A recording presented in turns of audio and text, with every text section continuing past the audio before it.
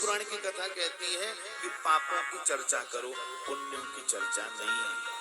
पुण्य तो चुपके से करो, एकांत से। इसलिए कहते हैं कि भोजन और भजन एकांत में होना चाहिए।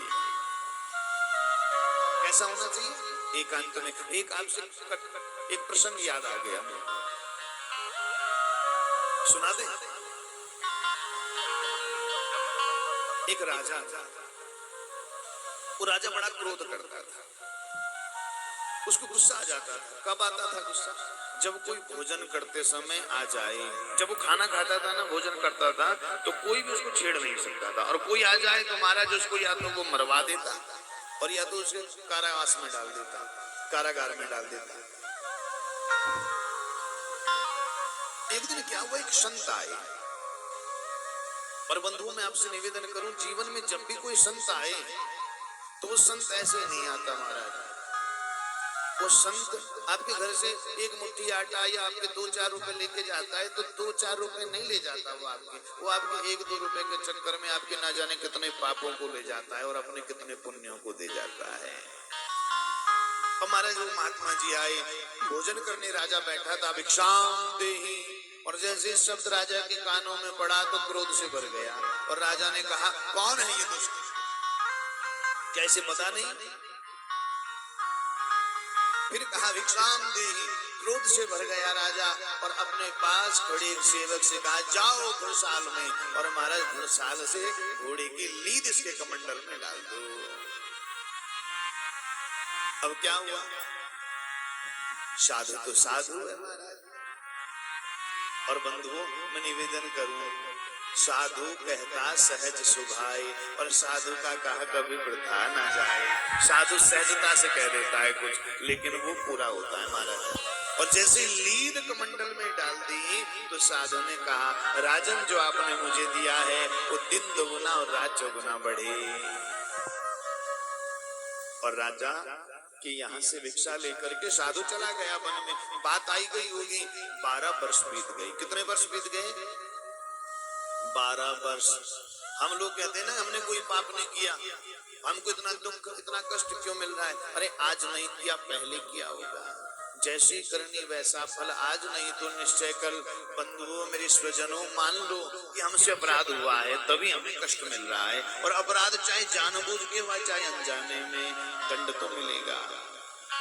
इसलिए अपने अपराध को सहजता से स्वीकार कर लो, क्योंकि जब बच्चा गलती सहजता से स्वीकार कर लेता है तो टीचर फिर उसको कठोर दंड नहीं देता। कहता है तूने मान लिया, चल कान पकड़, आज के बाद नहीं करेगा। होता है कि नहीं होता? होता है ना। और यदि कह दे वो बच्चा, नहीं मैंने किया नहीं, और टीचर के पास प्रमाण है, तो टीचर कहता मुझसे झूठ बोलते हो, 4 छठी एक्स्ट्रा लगती है।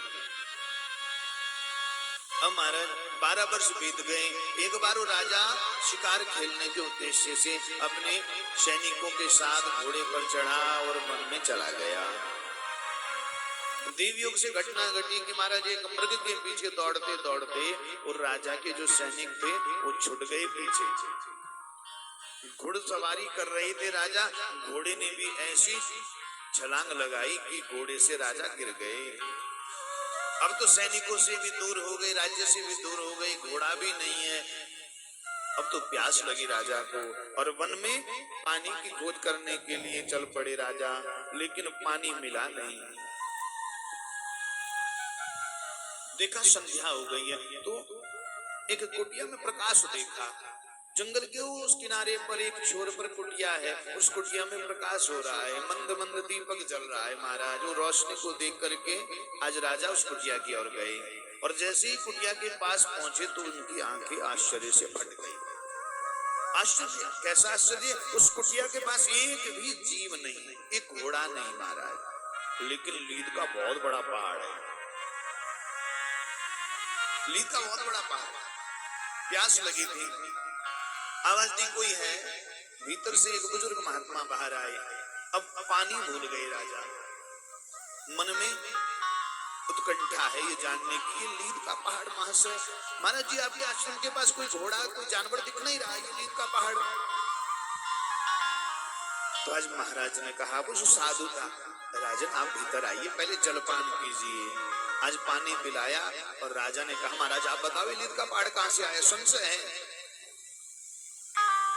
तो महात्मा ने कहा राजन ये तुम्हारी दी हुई लीद है, तुमने मुझे लीद दी थी 12 वर्ष पहले, मैं तुम्हारे घर आया था। अब तो रोने लगा राजा, मुझसे बहुत बड़ा अपराध हो गया। पूछा महाराज ये समाप्त कैसे होगा, ये पाप कैसे कटेगा? तो कहा खानी पड़ेगी, क्योंकि कर्म फल तो भोगना पड़ता है। मैं तो तुम्हारे यहाँ भिक्षा मांगने के लिए आया था, अन्न मांगने, तुमने मुझको लीद दे दी, अब तो भोगना पड़ेगा। राजा ने कहा मुझको तो सैकड़ों जन्म लग जाएंगे, ये लीद समाप्त नहीं होगी। पैर पकड़ लिए संत की, और संत हृदय नवनीत समाना, संत का हृदय तुम्हारा नवनीत के समान होता है, पिघल गया।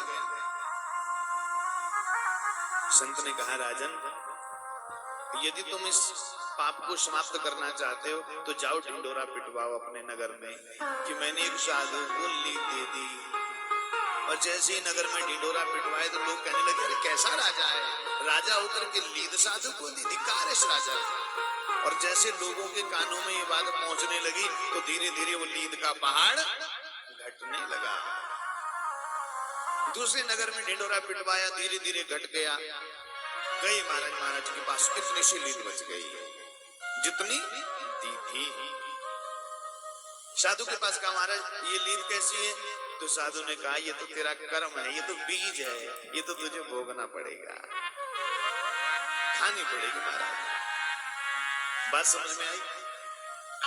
ये कथा में क्या सिखाती है कि कोई भी पाप कर्म करो तो उसको छुपाओ मत, उसको नहीं छुपाना। अपने आप ज्यादा अच्छा बनने का दिखावा मत करो। कुछ लोग जाते हैं महाराज मंदिरों में, कुछ लोग सन्यासी साधुओं के पास जाते हैं और अपने अच्छे होने का दिखावा करते हैं, जबकि है नहीं। शिवपुराण की कथा कहती है कि अपने आप को जैसे हो वैसे बताओ, क्योंकि तुम रोग को छुपाओगे तो रोग का इलाज नहीं होगा।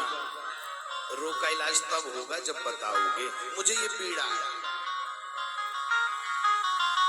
और उस पीड़ा से एक ही है जो निकाल सकता है। कौन है भैया? बोले शंकर भगवान की जय।